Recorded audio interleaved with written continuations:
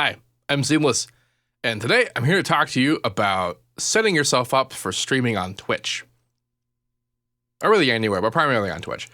So, what we're going to talk about today is about how streaming is done, like how you do streaming even without all the audio stuff. Like what kind of programs you can use to do it, like this one right here, which is what I use, called XSplit. What alternatives there are, what they do, and how to utilize it, and how to actually get your account up on Twitch and that kind of thing. And then we're going to talk about audio problems and concerns and solutions about how you get ASIO to work and how you have mics and the audio and other stuff all at once. How does that work? How do you do it? And that kind of thing. That's what this video is about. So first off, you need to have a Twitch account.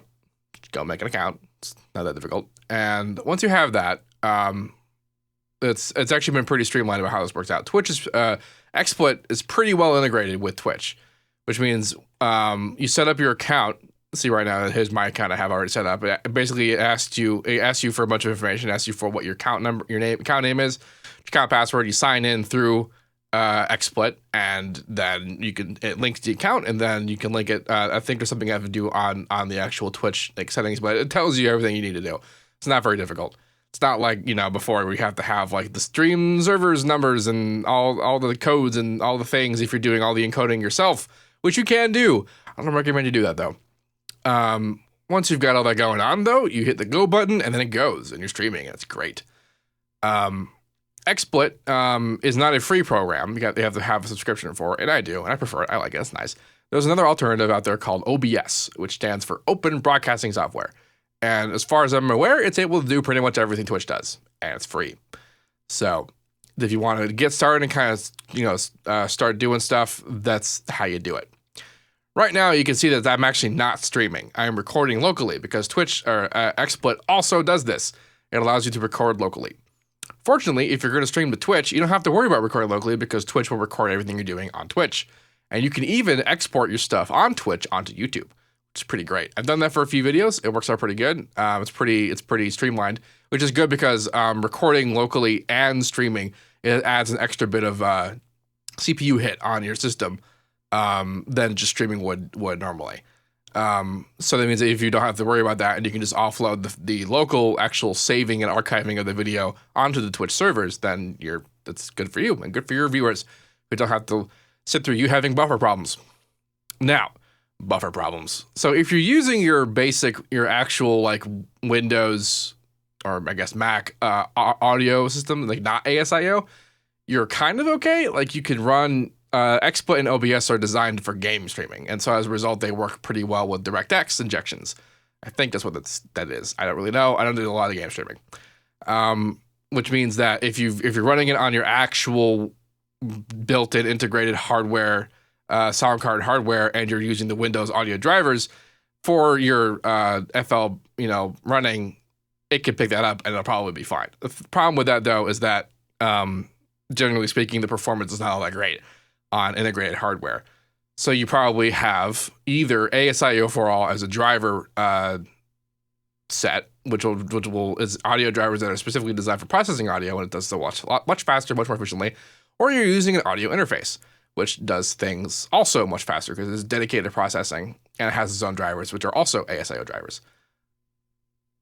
Audio signal in out? I don't really remember what ASIO stands for. The problem with that though is that unless it's a system that's designed to actually work with audio processing, or the operating system that's designed to host this stuff, most programs have no idea how to interact with ASIO at all.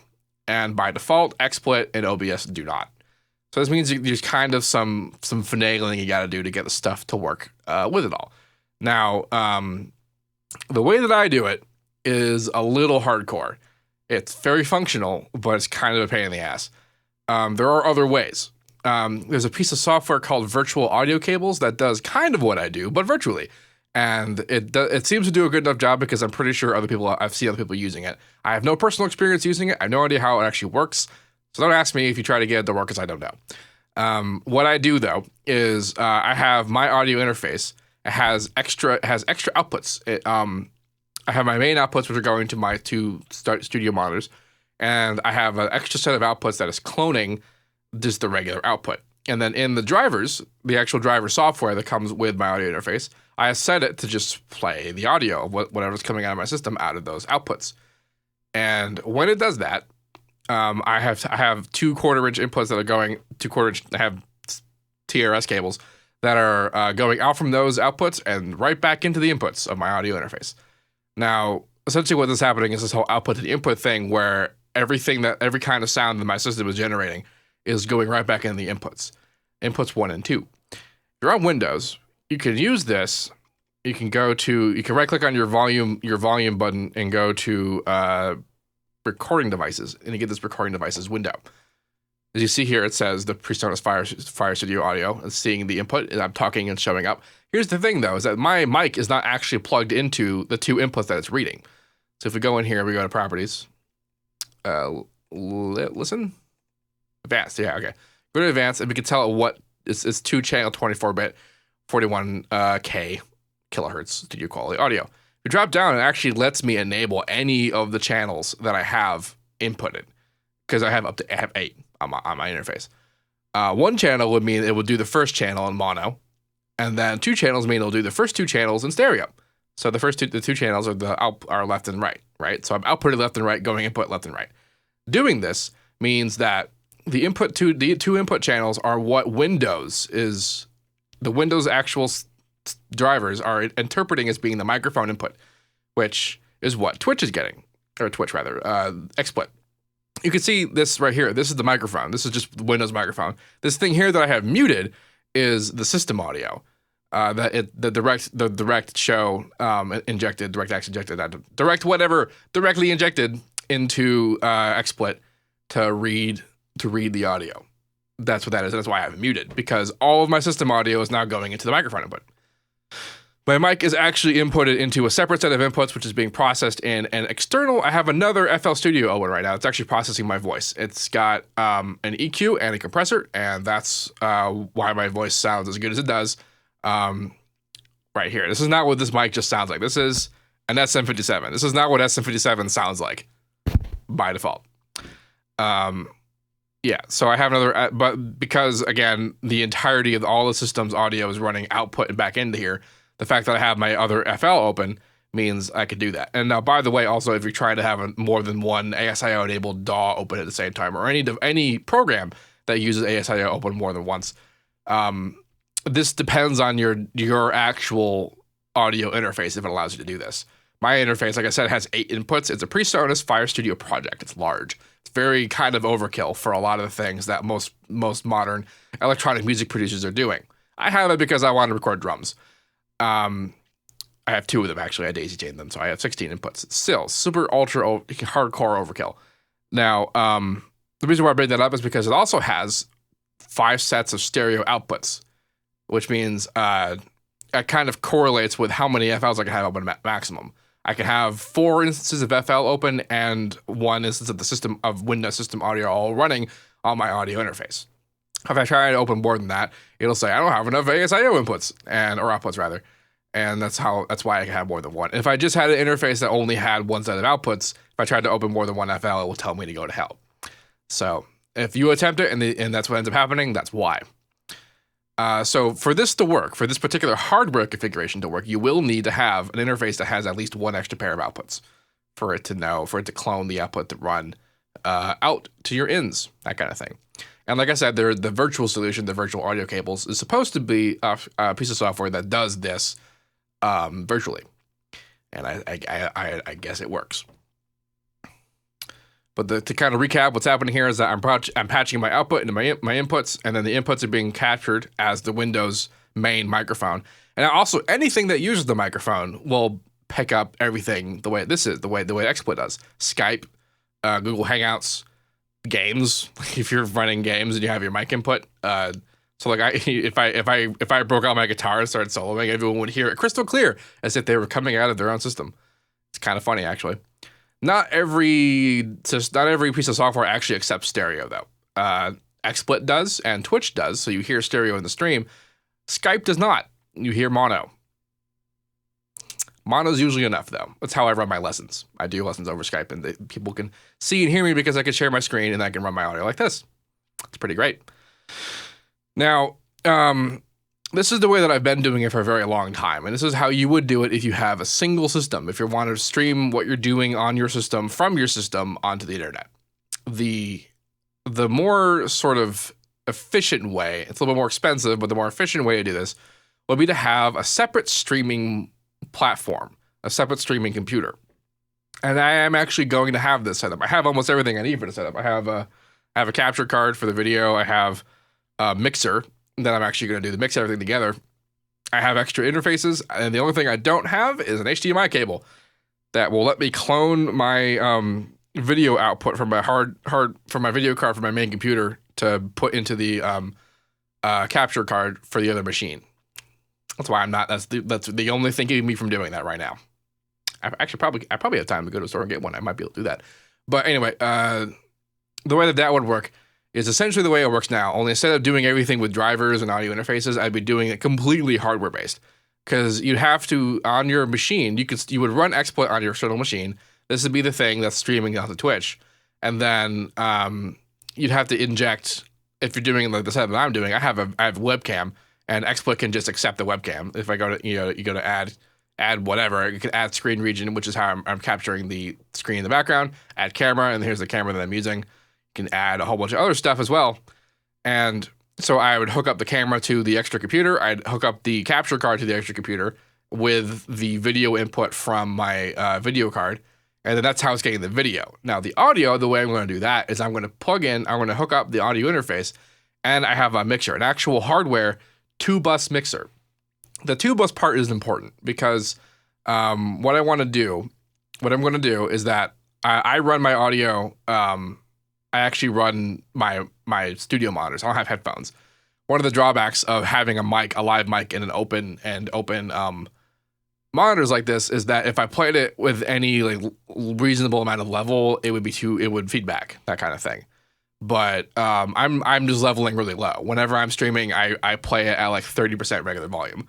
I can still do that, and that's still enough for me to do the work that I'm doing. And it's just a little weird sometimes. Solutions to that are you can wear headphones and not have to worry about it, or you can do what I'm going to do, which is if I set up the mixer in this proper way, I can separate the 2 buses. One bus has everything. I have the outputs of my interface going into that, the microphone, the S8's audio card output, and then the Skype audio from the other computer. There's more stuff I want to mix into there. But all the stuff all together that I can mix, I can level, I have all the faders, I have all the ons and offs, I have all 100% total manual control over that. And then the other bus is everything except the microphone. And then that bus is the thing that goes to my amp, that goes to my monitors. So that I have my FL audio, speaking Skype audio, the DJ audio, and not the mic, which means I can turn it up more and it won't be a problem. So that's pretty good. That's like the ultimate high-end pro streaming setup, is to have everything mixed individually, everything being separate. And the reason why this is helpful and handy, because I was talking about how like there's a performance hit for when you're streaming, and there is. Like things that usually aren't problems for me when I'm streaming, when I'm not streaming, like running east-west quantum leap instances, having huge amounts of superior drummer, like things that like when I'm streaming, I get all kinds of pops and clicks and crap because I've been getting underruns. I don't have that when I'm not streaming, and it's because I'm streaming. And God forbid I start to record, then my performance gets even more of a hit.